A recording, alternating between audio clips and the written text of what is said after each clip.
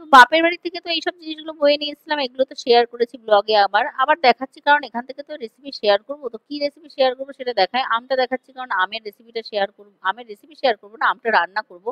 আর recipe share করবো এই যে কচুরলতি, কচুরলতিটা বয়ে নিয়ে এসেছি, তা এটা শেয়ার না করলে হবে? তো এটাকে সুন্দরভাবে কেটে নিয়ে ভাপিয়ে নিয়েছি, ভাপিয়ে নিয়ে এটাকে একদম ফাঁকিবাজি ভাবে করে রান্না করেছি। এই যে শুকনো লঙ্কা ফোড়ন দিয়ে দিয়েছি, আদা জিরে বাটা, রসুন বাটা, কাঁচা লঙ্কা বাটা দিয়ে হলুদ লবণ দিয়ে দিয়েছি, তেলে দিয়ে কষিয়ে নিচ্ছি। এটা সম্পূর্ণ একদম ফাঁকিবাজি রান্না যাকে বলে, খুব ফাঁকিবাজি করে রান্নাটা করেছে, কিন্তু খেতে খুব সুন্দর হয়েছিল। এবার ভাপিয়ে রাখা কচুরলতিটা দিয়ে এটাকে ভালোভাবে করে করে নিচ্ছে। আর এই রেসিপিটা অনলি ফর আমার জন্যই বানাচ্ছি বলে বলে অত দরদ দিয়ে এটাকে করছি না, আর একটু লাস্টে চিনি দিয়ে দিয়েছি। তো এটা আমি এত কষ্ট করে বয়ে নিয়ে এসেছি, এটা আমার জন্য, এটা ডেডিকেট করেছে আমাকেই, তো এটা আমার জন্যই বানিয়েছি, এটা এটা কেউ খাবে না, এই রেসিপিটা অনলি আমার।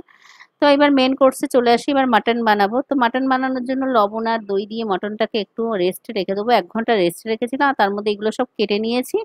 এইবার মটনটা বানাই। তো মটনটা বানানোর জন্য আলুটা ভেজে নিয়েছি, তেলে একটু চিনি ফোড়ন দিয়ে দিয়েছি, আর চিনিটা দিলে টেস্ট আর কালারটা সুন্দর হয়। তা এই যে পেঁয়াজ, টমেটো আর তেজপাতা ফোড়ন দিয়ে দিয়েছি, একে একে সব মশলা দিয়ে দিচ্ছি। রসুন বাটা, আদা বাটা, জিরে ধনে বাটা, শুকনো লঙ্কা বাটা, সব মশলা দিয়ে কষিয়ে নিচ্ছি, ভালোভাবে কষিয়ে তেল ছেড়ে দেওয়ার পরেই দিয়ে দিয়েছি মটনটা। ওটা 1 ঘন্টা রেস্টে রেখেছিলাম, মটনটা যেহেতু কড়াইতে করব ওই জন্য 1 ঘন্টা রেস্টে রেখে দিয়েছিলাম। আর এই যে তেল ছেড়ে দেওয়ার পরেই ভেজে রাখা আলুটা দিয়ে দিয়েছি, ভেজে রাখা আলুটা দিয়ে দারুণভাবে কষিয়ে নিচ্ছি, তারপরে উষ্ণ গরম জল দিয়ে দিয়েছি। আর কড়াইতে করেছি, টেস্টটা কিন্তু খুব সুন্দর হয়েছে আর সুন্দর গলে গেছে। 1 ঘন্টা রেখেছিলাম, 1 ঘন্টা রাখার পরেই এটা হয়েছে, এটা কিন্তু খুব সুন্দর গলে গেছে। আর নামানোর আগে গরম মশলা দিয়ে দিচ্ছি, দিয়ে নামাবো।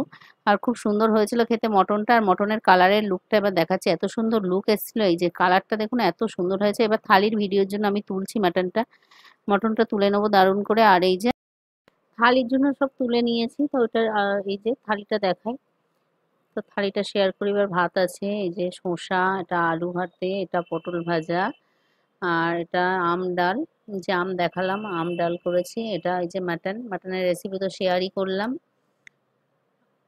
আর এটা এই যে আমের চাটনি।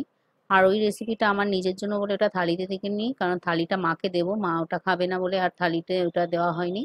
তো এই যে মা বসে গেছে খেতে, তো মাকে বানিয়ে দিয়ে খাওয়াচ্ছি মাটন। মা ওটা কচুলতির রেসিপিটা মা নিল না, আর আমি জন্য থালির ভিডিওতে ওটা অ্যাড করিনি, কারণ এই থালিটা মাকে দেবো বলে এই যে ভিডিওটা শ্যুট করেছিলাম। তো ভিডিও শ্যুট করা হয়ে গেছে, মা বসে গেছে খেতে। এই যে ক্যামেরাম্যানের জ্বালায় তাড়াতাড়ি খেতেও পারবে না, এসে বসেছে, ক্যামেরা শুট হবে তারপরে তো খাবে, এবার মা বসে খাচ্ছে। আর আমার এখানে মেন দেখানোর দরকার, ক্যামেরাম্যান ফোকাস করবে মটনটা কতটা সিদ্ধ হয়েছে সেইটা দেখানোর জন্য আমি ক্যামেরা নিয়ে দাঁড়িয়ে আছি, কখন শেষ হবে। আর যে খাচ্ছে সে আরো বিরক্তি লাগছে, ক্যামেরা নিয়ে দাঁড়িয়ে যে মাটনটা দেখাচ্ছে কতটা সিদ্ধ হয়েছে, যেহেতু কড়াইতে করেছি আর দই দিয়ে ওইভাবে রেস্টে রেখেছিলাম। তো এইভাবে করবেন, দেখবেন ভালো লাগবে।